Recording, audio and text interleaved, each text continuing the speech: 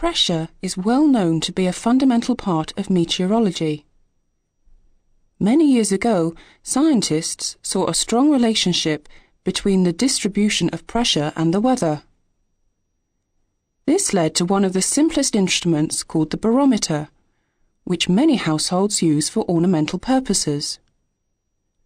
These were developed well before the 19th century and are still used today.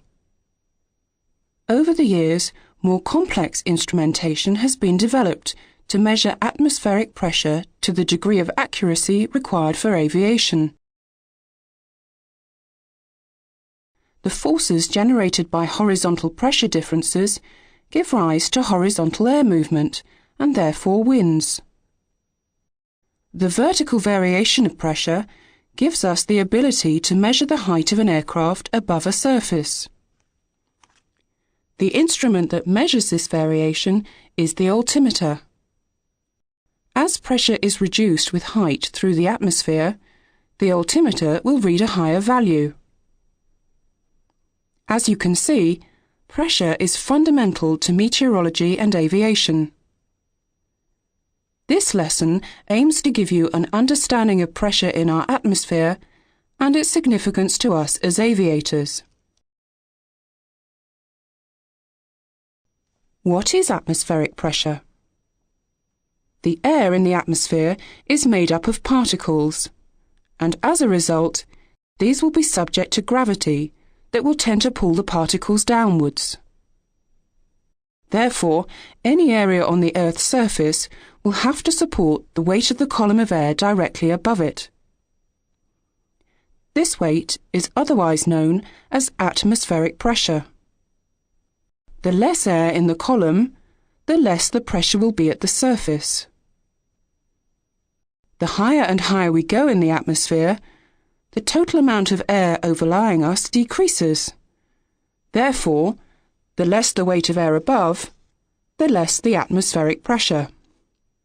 So, pressure decreases with altitude.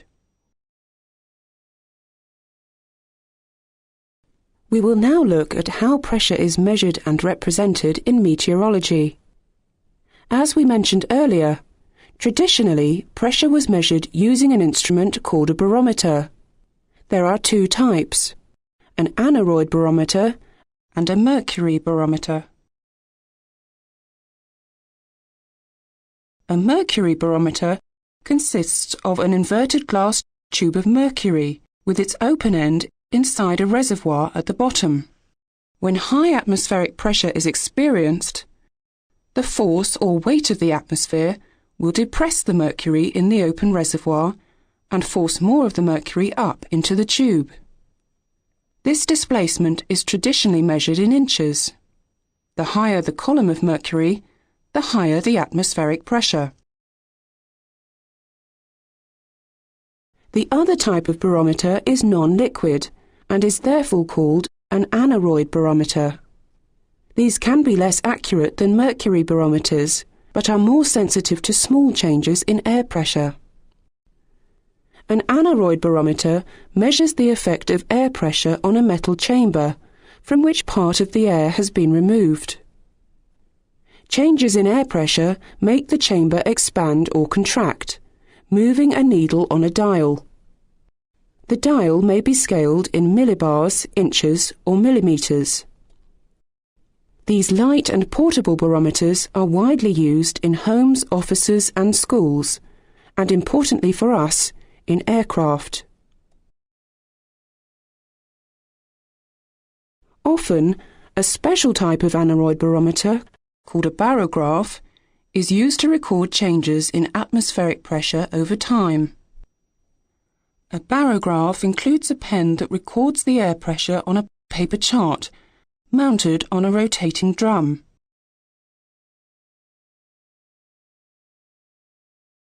Going back to the mercury barometer, once calibrated, the average sea level pressure will displace the mercury from the level in the reservoir by 29.92 inches. The United States usually use inches for measuring pressure. However, elsewhere it is more common to use the millibar or hectopascal to measure atmospheric pressure. This uses a different scale, but for comparison, 1013.2 hectopascals is equivalent to 29.92 inches of mercury. In recent years, the adoption of the metric hectopascal has been replacing the millibar. However, do not worry because the hectopascal and the millibar use the same scale. 1013.2 millibars is also 1013.2 hectopascals. In summary then, 29.92 inches of mercury is the same as 1013.2 millibars and 1013.2 hectopascals. Remember from the atmosphere lesson that this is the atmospheric pressure at mean sea level according to ISA. Next, we will look at horizontal variations in pressure. Now we need to analyse how we might show pressure variations across a region. This is important because then we will be able to identify if one area of a surface is experiencing higher or lower pressure than another area. In order to remove the pressure height anomaly, i.e. the vertical pressure variation, we reference our observations to a common horizontal level, usually mean sea level. If we look at the diagram, we can see various stations reporting their particular pressure values. If we now draw a line connecting all the areas with the same pressure, we end up with a pattern of lines over the surface. These lines are called isobars, and they join places of equal pressure. Using these pressure values, we can identify areas of low and high atmospheric pressure. Lower value isobars indicate a low pressure. A concentric low value enclosed isobar shows the lowest pressure and reveals the center point. These systems can range from tens of nautical miles wide to hundreds and even 1,000 miles wide. Note, though, that the spacing between the isobars in the low can be smaller than those found around high pressures. This means that the pressure gradient, or the change in pressure with distance, can be greater within a low-pressure system than in a high-pressure system.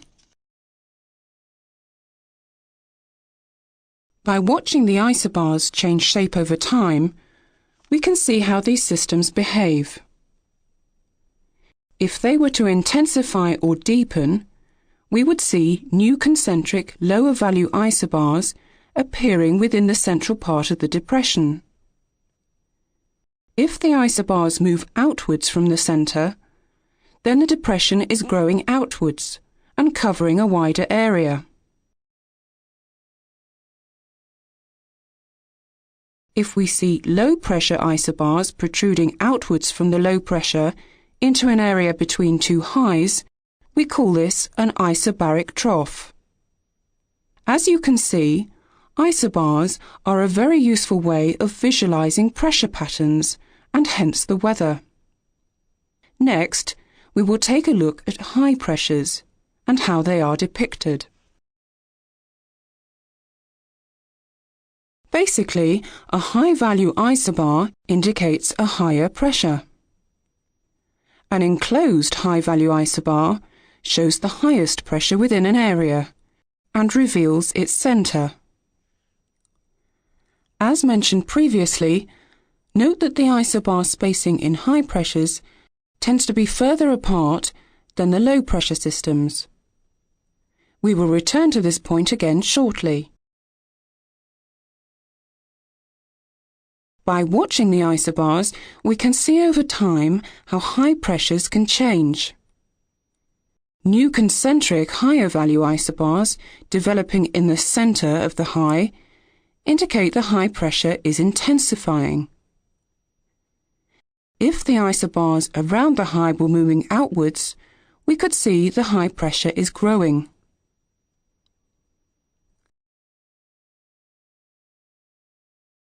If we see the isobars protruding outwards from the high pressure into an area between two lows, we call this a ridge. It signifies an extension of the high pressure into another area, spreading its influence.